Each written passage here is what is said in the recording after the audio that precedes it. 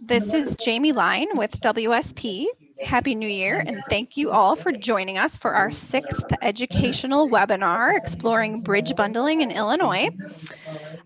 Today's webinar is going to be covering the contractor experience from the bridge bundling program in Ohio, which many of you listened in on the Ohio experience a few months back. So today we have 3 of the contractors who have been working through and with Ohio DOT on their bundling program. But before we jump into everything, let's go ahead and just do some general introductions of everyone we have on the line here today. Adam, would you go ahead and start? Yeah, Adam Milshevsky with WSP. I've been working on this initiative for the last year with the Soybean Association. So you guys have probably seen a lot of emails coming from me. Please just jump right in, folks, and just do a quick introduction. Hi, this is Deborah Brown from WSP, also part of the team that's been working with the Soybean Association and helping to socialize the bridge bundling concept. This is Gary Whitus with Shelling Sands. Jeff Blue, Champaign County Engineer, Champaign, Illinois. Chris Snyder, Director of Transportation County Engineer for the County of DuPage. Hi, I'm Mark Polston, also from WSP, working with the team here. This is Jamali Grinawi. I'm with WSP too. I'm the bridge engineer for the Chicago office. Jeff Adkisson, Grain and Feed Association of Illinois. Brad Watson, Pulaski County Engineer. Justin Crone, Boone County Engineer. Amy Beneke McLaren, Peoria County Engineer.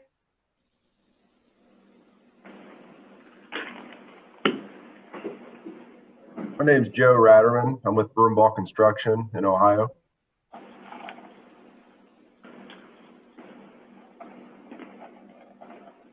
Mike Killaway with the Ryder Company in Ohio. Stephen Sesteric with the Illinois Soybean Association. Todd Main with Illinois Soybean. Mike Storino, Illinois Road and Transportation Builders Association. Good afternoon. This is Holly Biedeman with the Illinois Department of Transportation. Good afternoon. This is Director of Transportation County Engineer Joe Kropalski for McHenry County.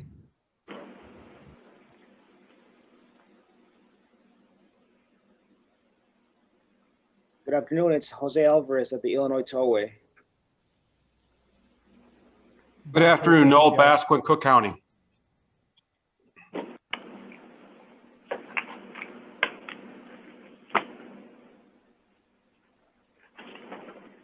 Hi, this is Chris Hall with the Illinois Division FHWA. Neil Adams with the Illinois Department of Transportation, Office of Planning and Programming. This is Mike Hughes with the Illinois DOT Bridge Office. Mike Smart, Federal Highway Administration, Illinois Division.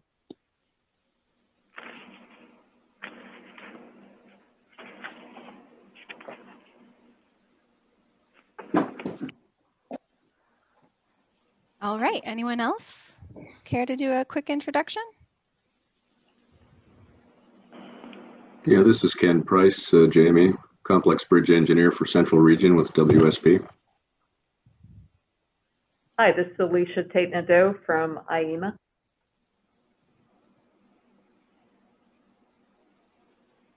Greg Kasem from Federal Highway, Illinois. Bob Perkins, IDOT Bridge Office.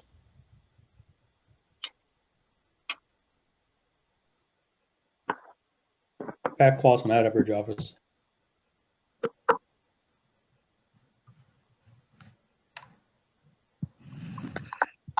All right, last call. Anybody else? All right, excellent. Well, thank you so much again. This is a fantastic group of people joining us here today. We really appreciate your participation in the webinar. Please feel free to ask questions when we open it up for questions. And as always, to email us at any point in time if there are other topics that you would like to hear us specifically address. If we could go to the next slide, please.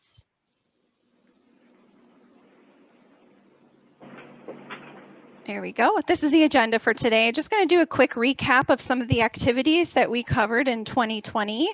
And then we're going to get into our contractors experience. And then we'll open it up for questions and talk about next steps moving forward. So we've held 5 webinars up to this point. This is the 6th webinar today. The initial webinar last year was really an overview of what bridge bundling is and what our intent is in holding these webinars, which is education and socialization. We're not here to advocate for bridge bundling. We are just here to research topics related to bundling programs that are taking place in other parts of the country, to bring those experiences to you and help answer any questions that you all might have about what those programs look like, to help kind of determine if this is a tool that we want to add into Illinois' toolbox at some time. The second webinar covered the Kentucky Transportation Cabinet and their bundling program and experience. And then we hosted USDOT and USDA and talked about the funding and financing programs that they have that can help support bundling program depending on how that program is set up. And then we covered Ohio DOT's program and the Ohio DOT experience and the Ohio County engineers experience as they work hand in hand with the DOT on that particular program. As part of some of the outreach that we've done, we launched a survey asking for some information about what was important to people to learn about bundling, and our last webinar of 2020 actually covered those survey results. In addition to that, we've had several one-on-one interviews with stakeholders, and we've sent out a couple of newsletters providing some updates and a recap of some information. But now, let's just talk again a little bit about why we are here. Basically, we have a lot of bridges in the state of Illinois that are in poor condition, and even though we were all very blessed to have the Rebuild Illinois program put into place a year and a half ago, there is still finite funding in the state and a lot of competing needs for those dollars. And we want to just explore bridge bundling a little bit more and see if it's a tool, again, that we'd like to add to the toolbox at some point in time in Illinois. You can go ahead to the next slide, please. So for those of you just joining the call, what is bridge bundling? It's basically takes a program that takes advantage of an economy of scale by executing a single contract for the replacement, rehab, or repair of multiple bridges. These programs can be set up in various ways, and you'll see if you've been keeping up with this conversation so far that each state has certainly got some similar best practices that they've used in setting up these programs, but they are also very unique in other ways to, really kind of address the specifics of what that particular state happens to need from a program.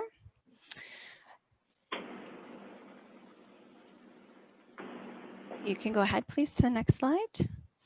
And I'm going to hand it over to Mark Polston on our team today, and he's going to introduce our Ohio our Ohio bridge bundling contractors. And thanks again for joining us. Thank you, Jamie. Good afternoon again. Today we're really pleased to have a very experienced panel with bridge bundling through the Ohio Bridge Bundling Program. We have Joe Ratterman, who's president of Brumbaugh Construction, Mike Kilalea, the president of the Ryder Company, and Greg Whitus, the project manager of Shelley and Sands. I think we can advance the slide. The slide here tells you a little bit about each of their companies, and so we'll leave that up, but we'll get right to the questions. So I'm going to get started, and I'll start with you, Joe. Joe, were you familiar with the bridge bundling concept prior to working on the projects? And at the same time, could you tell us a little bit about the projects that you did work on? Sure. Prior to the state of Illinois reaching out to me, I was not aware that the bundling was actually an initiative by Ohio.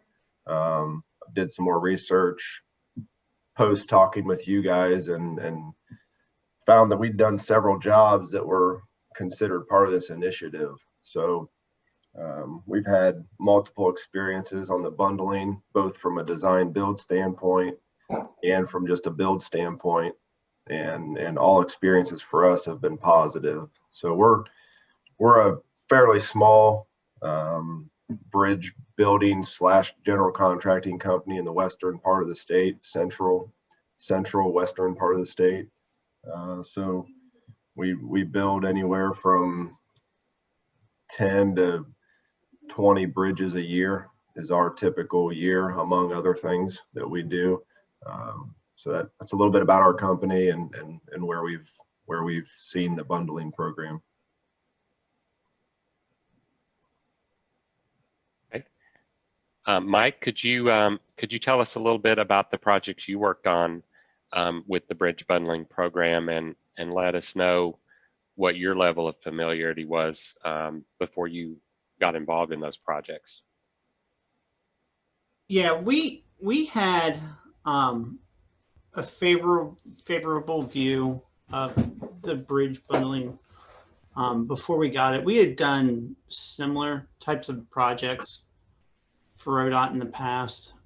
We are the general contractor, similar to Broombaugh, much smaller than like the big boys. Like Shelley and Sands will give you the perspective from the big guys. We do a lot of water, wastewater, bridges throughout the state of Ohio. We've done other projects that were bundled similar to this, but they weren't part of the Bridge Partnership Program, where we would do design build of a couple different bridges at a time, 2 or 3. So I think it's a good program. And I like Joe had mentioned too, before all this, I didn't know Ohio was at the forefront of some of this. I thought it was a great program, and I hope they come back and bring it along again. I would encourage them. I thought it was good. So. Thanks. Thanks for that feedback, Mike. Gary, could you tell us about your level of familiarity with bridge bundling and maybe a little bit about the projects you worked on in the program? We wasn't too familiar with bridge bundling, but I mean, it's a good concept. I'm not fond of design builds that much myself, but it worked out pretty good for us. All the jobs we worked on were all design builds.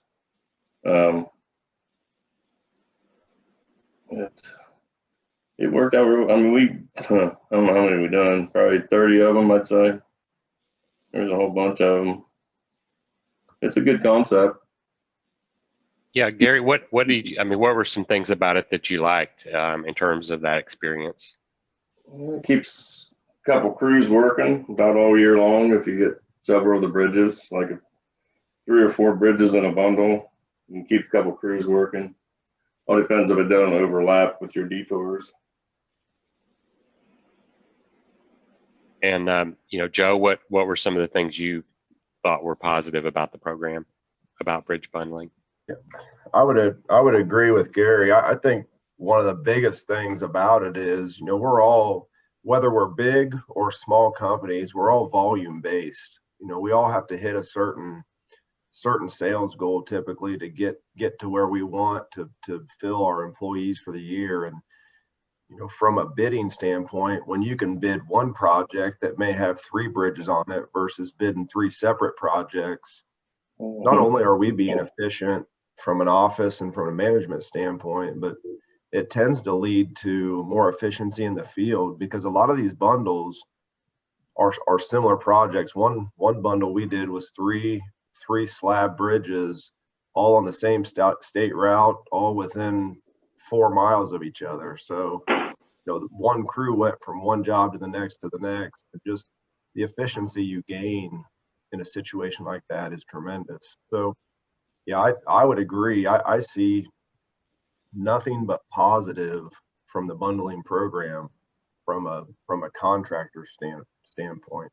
Now, of course there are some negatives. You wouldn't want to get bundles in all 4 corners of the state where you're starting to limit who would go after it. But we can talk more about that as we go here. Hi, can I ask a question? It might help the group if you guys could give some context on the size of these contracts or the number of bridges. It just varies so much from state to state. I think it might be helpful to understand that. So from Broomball Construction standpoint, the jobs we've done have been 2 to 3, mostly 3 bridges per bundle. And you're looking in the $1.5 to $2.5 million range. That's the ones that we've done. I would say the same for us. There was maybe one bundle that had 5 bridges in it, which is all got to make sure they're all in the same county, which works out pretty good. And Gary, what were the size of those projects? They about the same as Joe said. I mean, they vary on, well, obviously each bridge is going to be a little bit different because your spans are different. And so your costs will be different, but the whole package together was probably $1 to $2 million. And Mike? We've done a couple of them that were bundled. Only one was part of the program. Both of the jobs were 2 design build bridges each. And actually, unfortunately, they were kind of on the small side. They're a little bit under $1 million, each one of them. Is it correct that these are all sort of led by the counties, or were they led by ODOT? Well, the county recommends the bridges, and ODOT, my understanding, the bridge engineer for ODOT would go out and determine which bridges they were going to fund. They'd get together with the county engineer, but I think it was ultimately up to ODOT. That's correct. That is our understanding from the conversations that we had with Ohio DOT and the County Engineers Association. And that was the topic of one of the webinars that took place last year, is that they did decide on the bridges in conjunction with each other. And I'd be happy for those who are asking the question to provide the recording and the materials from the recording and the notes from that meeting for you as well.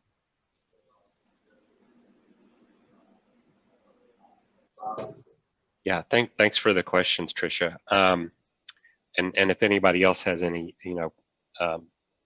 when there's kind of a pause, feel free to raise them. We want to make this as useful and productive as we can for you today. So let's talk a little bit about process. So, looking at the RFP process or the procurement process, how did the process with the bundled bridges compare to the standard projects, the one-off projects that you'd usually pursue? Mike, could you address that one first? So how did the bundled projects go versus a normal? Exactly. Yeah, so, just in terms of the procurement, that yes, process, the bidding, and the ones we got were both design build, and the bundled process for the 2 was the same as if it was just a standard 1 bridge ODOT design build package. There was no other differences. The biggest difference, like Joe had said, is you're essentially bidding 2 bridges at one time. So other than that, there's some efficiencies in bidding, efficiencies in project management, and efficiencies in the construction process. But other than that, the bidding was exactly the same. You just had, roughly twice the amount of line items that we were bidding. That was about it. Okay. Gary, was the process any different than a standard procurement process that you had experienced with ODOT with No, one-off projects? We're all design build, so that was quite a bit different. I mean, you're coming up with a scope of services, and they're telling you what kind of bridge that you can build or design. That, a little bit different perspective on that end. Did you, Gary, on that front, you mentioned design build. Did you sense that why ODOT might have gone with design build as opposed to design bid build? They thought they can get the project sooner, which I guess it does a little bit because they don't have to advertise for designers. It was up to the contractor to get his designer, and you still have the review process and approving the plans and all that. It still takes a little bit of time, but probably not as long as it would the other way. All right. Joe, any thoughts there? Yeah, the only thing I would add, I agree with what both Mike and Gary said. The only thing I would add, one of our projects did end up scattered 3 different counties, and it created some logistical issues with trying to track down quotes and trucking for aggregate. We had different aggregate suppliers, different concrete suppliers for each job. That just made it a little bit tedious within one job, technically for us within one job. I mean, it'd be no different than if they were 3 separate jobs bidding on the same day. It was just unique to have it within one contract. But other than that, no differences really. That would be a pain. Yeah, thanks for that. Were there any other? And I see some questions popping up, and I'll get to those in just a moment. Were there any, just on that note, were there other? It sounds like there were some logistical challenges, Joe, for you, and were there any other challenges compared to the normal process in terms of the upfront, pre-award process? One thing you got, including any financial challenges. No financial challenges, but one thing is you got to make sure that the utilities are relocated. Oh, really? Chris Snyder from the DuPage County. Yeah, if everyone could, if you're not speaking, if you could mute, we'd appreciate it. We're getting a little background noise. Sorry, go ahead. One of the things we ran into, I'm sure everybody did, is if you're going to do these bundles, make sure you got utilities relocated ahead of time and things like that, and you have enough right of way, and because that slows the process down. Like on our end, since it was a design build, ODOT put all the burden on the contractor to get the utilities relocated. Well, that usually don't work out that well. Yeah, I agree with that. It does seem like the design build projects, they try to maybe get by with using the contractor's leverage to get some things moved, and that's not always the best route to go. Especially with utilities, it doesn't work. Right. It doesn't work near as well, it doesn't seem like. Right. All right. Let me get to one of the audience questions. So the question is, a primary concern is that bridge bundling will create a large project that will disqualify smaller local contractors, counteracting economies of scale and possibly creating an issue with the local workforce. Do you have any comments on this thought, Gary? It sounds like you're. I don't. I mean, I guess it could. I don't know. Joe or. It seems if you can keep it under a couple $1 million to where the smaller contractors can still get it and go at it, that keeps everybody more engaged, keeps your bidding pool a lot deeper, gives a lot more people more opportunity. You know, also streamline your price or keep you real competitive and good prices to the Illinois DOT. Yeah, and I agree with that. I think some of the stuff I heard the first time I talked with folks was you were thinking bundling like 50 some projects together, and obviously that would eliminate a contractor like us. We're doing, 10 to 20 bridges a year, let's just say. But the way ODOT did the bundling, I think it was ideal for any contractor. I mean, we had the smallest of the small contractors and some of the bigger contractors bidding against us when we were putting these jobs together. So I think you got to really focus on both logistical and not getting too big, as far as the number of projects you want to throw into the bundle. Yeah, and on that note, one of the next question from the audience is, and I think if you could, if hold on, I've got my dog here in the background.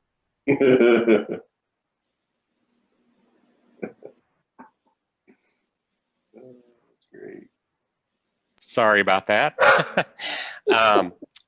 Yeah, unfortunately we got a lot of snow. I wasn't able to leave the house today to get somewhere quiet.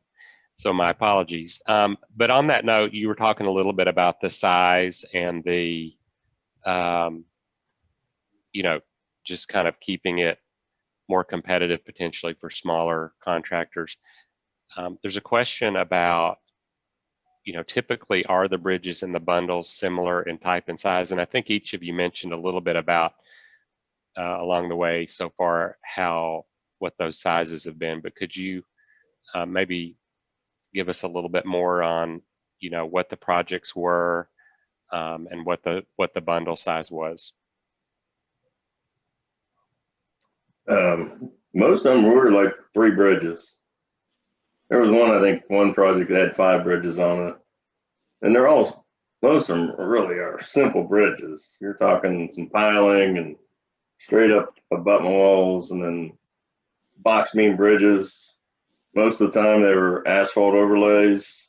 A lot of county engineers want composite deck bridges, which no big deal, but most of the bridges we done were all box beams.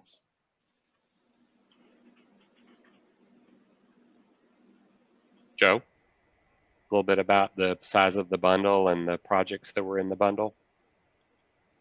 Yeah, the 2 I'll speak of were both some design build, but they were a little bit more complicated than box beams. The one project we did was 3 slab bridges. They were all 3 span, but they were simple span.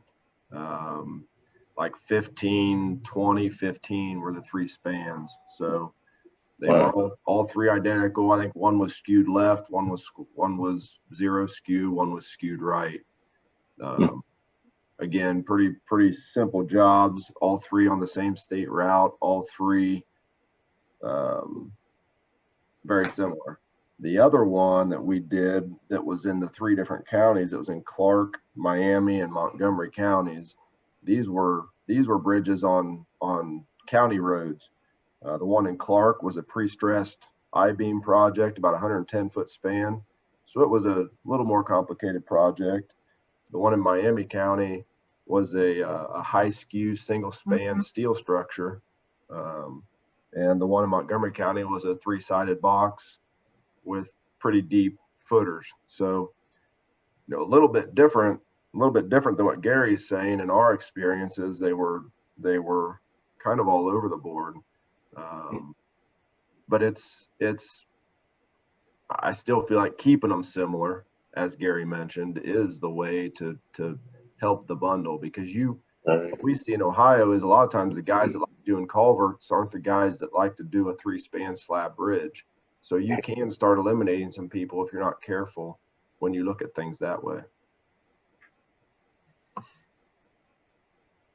Mike, anything to add there in terms of the bundles you worked on? Yeah, ours were all slab bridges. the one that was specifically part of that partnership program was, it was a little bit under $1 million. It was 2 bridges, slab bridges, 30-something foot span, driven piles. One of them was hard to get to. I don't even know. Well, you couldn't get box beams there if you wanted to. Due to access issues. Actually, even just getting piling there was a problem. And equipment. But, you know, sub $1 million, you know, 30-something foot span, they were pretty they were pretty straightforward. They were pretty easy to do, which made them more efficient because you know, we would take the same crew, go from one bridge to the other. When you're just designing the false work system for the bridge decks, you could design one, then design the other. I'd imagine the consultant did the same thing. Same project engineer just goes from one to the next in the design. Just kind of makes it more efficient. Oh, something else is when you're in construction and you have the same ODOT engineer that's watching one from the other, you're talking about the next bridge when you're on the first one, which makes everything go so much smoother, so much faster.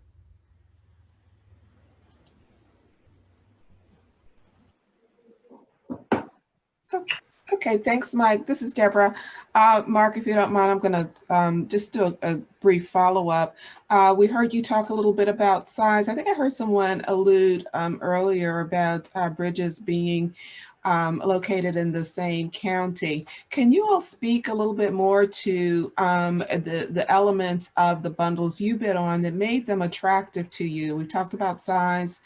Are there more aspects such as location? You talked a little bit about type that made the packages you bid on attractive to you, and that you would advise, you know, other states try to mimic in rolling out a bundling program? Yeah, this is Joe with Broom Balls. We've talked a lot about the size, but I do think logistically we try to stay within 50 miles of our office typically. Hopefully I'm not giving out any trade secrets here to my competition, but that's typically what we do. You know, we like our guys to be home at night. That's important to us. So location becomes just as important for us as size. Now, I guess if ODOT wanted to, you know, we would potentially look at a job if 2 out of the 3 were within 50 miles and 1 was 65 miles. You know, that would be a factor in how we would have to decide, okay, we like these 2 bridges. Would we go after this bundle because it's got this 3rd one in it? We did a culvert project this year where we had one pretty far over in Clark County, and if it was an individual job, we wouldn't have bid it. It was a 1-day job. We just wouldn't have considered it, but because it was coupled with a couple culverts that were bigger in scale right here in the county we work in, we went ahead and bid the bundle. So, you know, I think location becomes as important as size. Obviously, if it's a $30 million bundle, we can't look at it anyway. But you know, the location does become pretty important.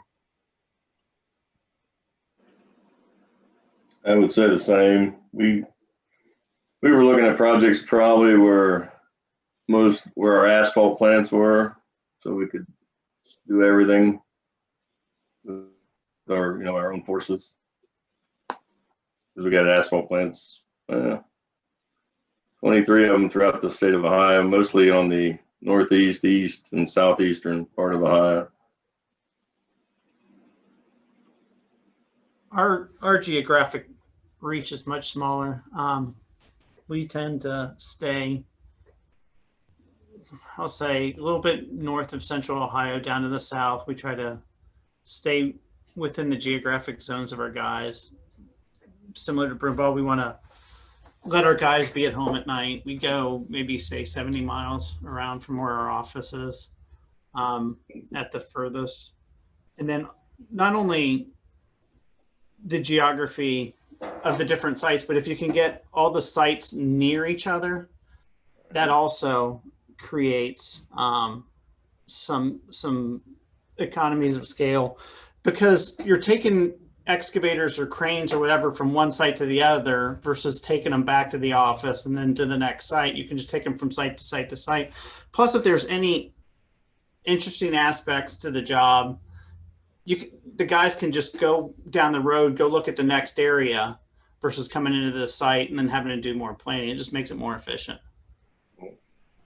So the proximity of the bundled projects together.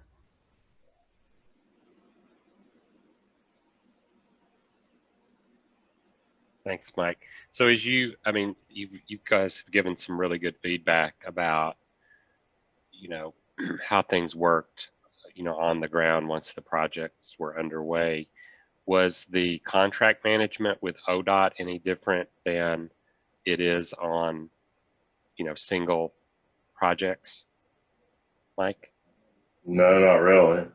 They give you an inspector and area engineer and go at it. A lot of times, since these are design builds, they don't watch as close because they put all the burden on the contractor. And a lot of it was lump sums, which is totally different what we normally do. Usually unit prices. Mm-hmm. But did you have the same, Gary, did you have the same point of contact or the same PM from ODOT that you, for all, for the entire bundle? Depending on what district he was in, yes. In what area of that district. Mike, how about you? How was the contract management experience? Was it any different than you've experienced with one-off projects with ODOT? No, it was exactly the same. Same area engineer, same inspector, same everything. It was exactly the same. Yeah. And Joe? Yeah, I would agree with Mike and Gary both. Ours is exactly the same too. And in terms of this was a question from the audience, and thanks for these questions. Keep them coming. Was project development and construction oversight done by ODOT, or were there local agencies involved? It was combined. It was ODOT and the county engineers. And then they hired, for our jobs, they hired another consulting firm to come up with the scope of services. So you had an engineering firm along with ODOT and the county engineers. And then they come up with the scope of services so you knew what they wanted you to bid on. Yeah, we agree. ODOT administered our job completely, just like any other LPA job. And I'd imagine in the design process, the county engineer was involved in the review and approval of the plans and any comments, because there were a couple times that things came up that I was forwarded information from the county engineer to ODOT and then ODOT to us. So they were involved, but the line of contact and everything was between ODOT and our company. Yeah, I agree with Mike. Being a design build, I know the review went to the counties as well, but all the communication came back through ODOT.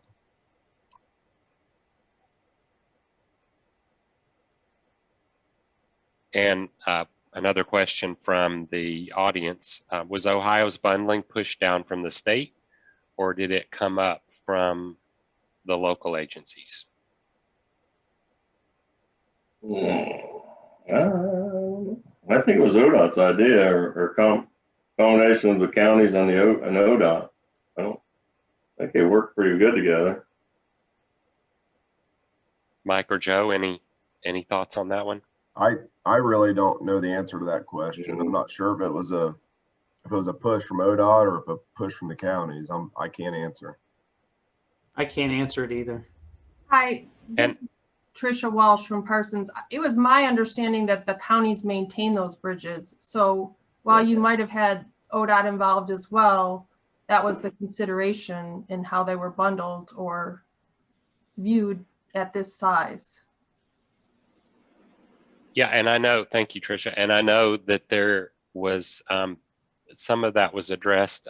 Jamie mentioned earlier the Ohio DOT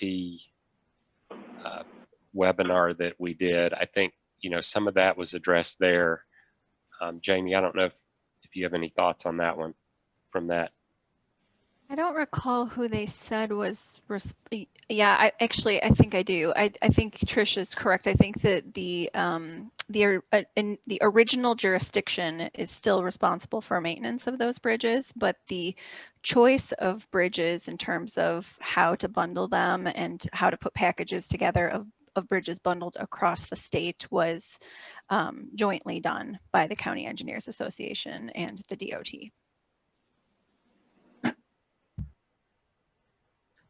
Thank you.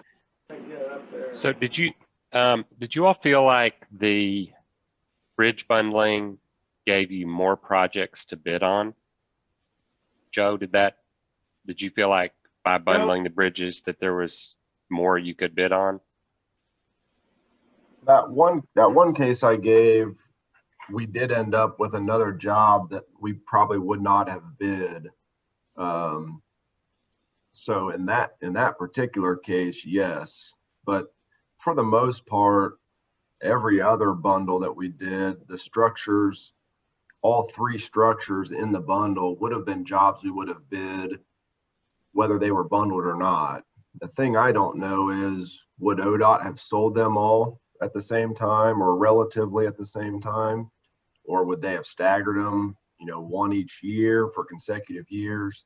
I don't know how they would have put them out. So it's a little bit hard to say, other than the one that we bid that had one project in it we wouldn't have bid. Thanks. Mike or Gary on that one? I'm not 100% sure on this, but I believe that ODOT's bridge bundling program was on top of their regular construction program for that few years. So I think they may have been pumping more bridges out through the system on top of what they were originally going to have. So if that's the case, yes, it gave us more opportunities than would have been otherwise. But again, we're not a real big contractor, so that was just my recollection from a few years ago. Thanks, Mike. Gary, did you sense that by bundling there became more projects for you to bid on? Yes, in a way, I agree with Mike and Joe. We bid about everything, so we made a project too small for us, I guess. So it doesn't matter. If there's a job to bid, we'll bid it. And thank you, guys. There's another question from the audience. Honest assessment as to what percentage the bids changed due to bundling. Nobody knows that.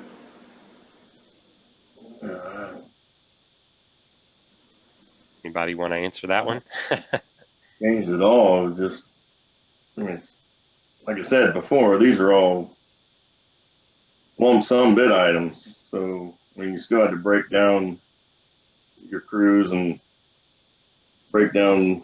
Makes it a little bit tougher to bid, really, to be honest with you, because you got different levels you got to build into that lump sum when you're bidding, as opposed to line items, which are a little bit, I don't know, a little bit easier, I think.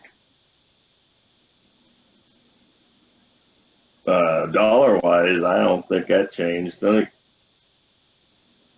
probably would have been a little bit, they wouldn't have seen the difference, but because we had to put our design fees in there, so that made it a little bit, I think, a little bit more expensive. But then the ODOT wasn't paying for the design, so it probably all worked out.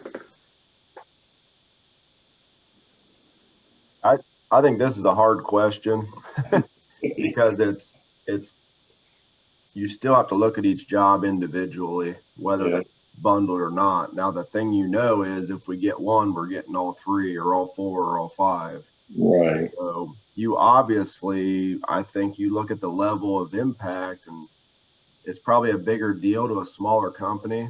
We're looking at, what can this job do for us now?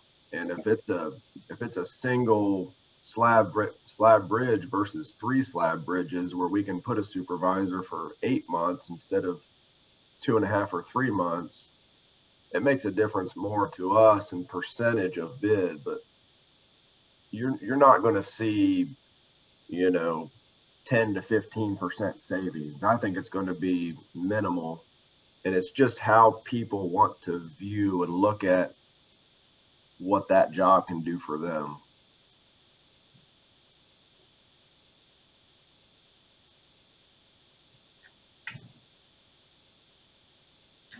Mike, any thoughts there?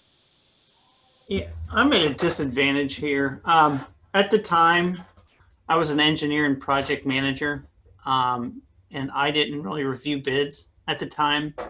But I can tell you what my gut tells me. My gut tells me it'd be a couple percent, maybe 2%, 3%, something like that. And it's just through efficiencies, the ability to take one supervisor to the next and to make it so there's not as much starting and stop and make it more of a smooth process. Seems like it should net a couple percent. It's not going to be a big savings, but there should be some. But I can't give you our exact thinking or savings at that time just because I just don't have that information. And I would agree with Mike. You're looking at the 2 to 3 to 4% range most likely for us. And again, we're much smaller than Shelley as well, and looking at a much smaller market.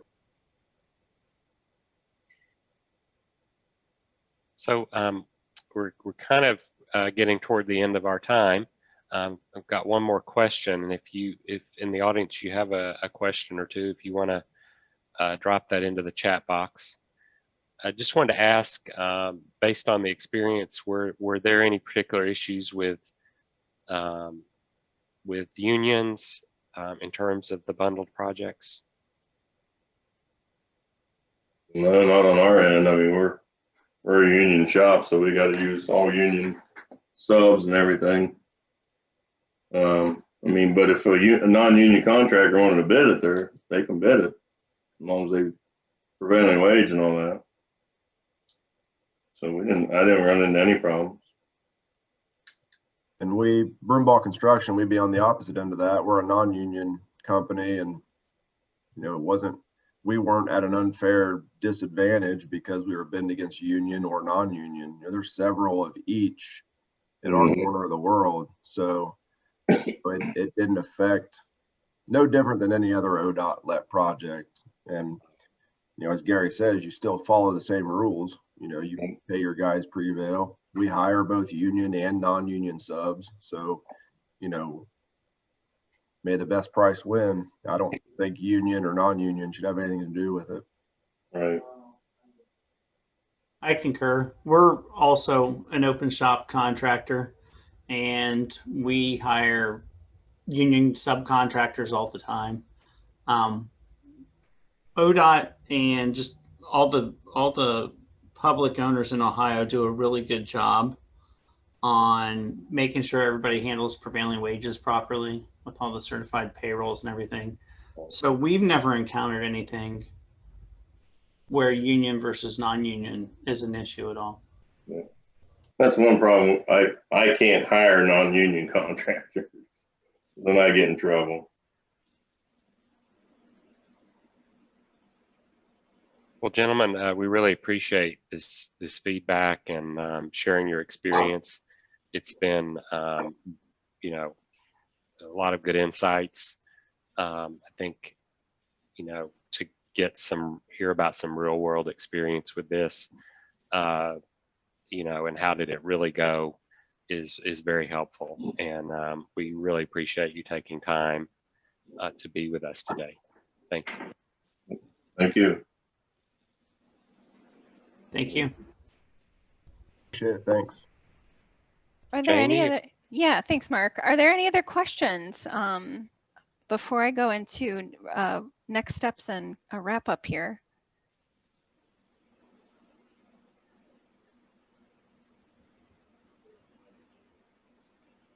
Okay, well, I will just say this, that anyone on the line or any other counterparts that you may have who may have questions. We are always happy to field questions and very happy to also keep them anonymous. One of the things that we would really like to do moving through the rest of this year is to be able to receive questions, do some research, and bring some answers back for folks. Again, we don't have to point out where those questions or those prompts came from, but that is kind of why we're here working through this socialization and education initiative, is to find out what are the questions or concerns, look into it, and come back with some answers, responses, case studies, and further presentations. The remainder of this year, we'd like to continue to engage with everyone who has been involved up to this point, paying some particular attention to county engineers and townships, as well as our labor organizations, again, to kind of dig in a little further and figure out what are those questions, and be able to come back with more information. We are going to be sending out within the next 2 weeks a white paper and an infographic that highlight all of the things that we learned from Kentucky, Ohio, and Missouri in 2020. So please keep your eyes out for that white paper and that infographic, and please feel free to forward it to others who are interested in this topic. Additionally, the Soybean Association has offered to host all of the materials that have been developed so far, including the PowerPoint presentations, the recordings, the notes, and other infographics that were developed as part of this education initiative over the course of the last year. Those will soon be available on the Soybean Association's website. They're going to just sort of host and house that information so that anyone who wants to see how the conversation sort of evolved over time can go back and have a place to look through those materials a little more easily. That is it from my perspective. I'll just pause one quick second again and see if there are any other questions or comments anyone would like to make.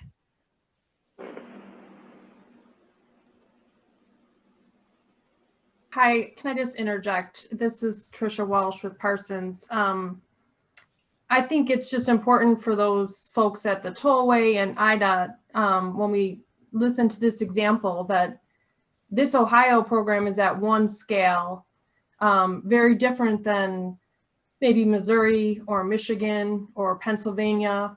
So as we, as a state, are looking to design build legislation, I don't think we've targeted the $1 to $2 million size as the best use of the tool. So I think it's just a good example to show that these kind of things can be done at any scale, but there are lots of examples that are at a much higher dollar value than what they did at Ohio. So I think all of those should be taken into account when we look to our program here. Thank you, Tricia. That's exactly what part of the white paper kind of points out as well, is that this, you know, it's being done with similarities and best practices across other states, but also is different in each state as well. So, and really needs to be tailored to the needs of each specific state. So great point. Thank you.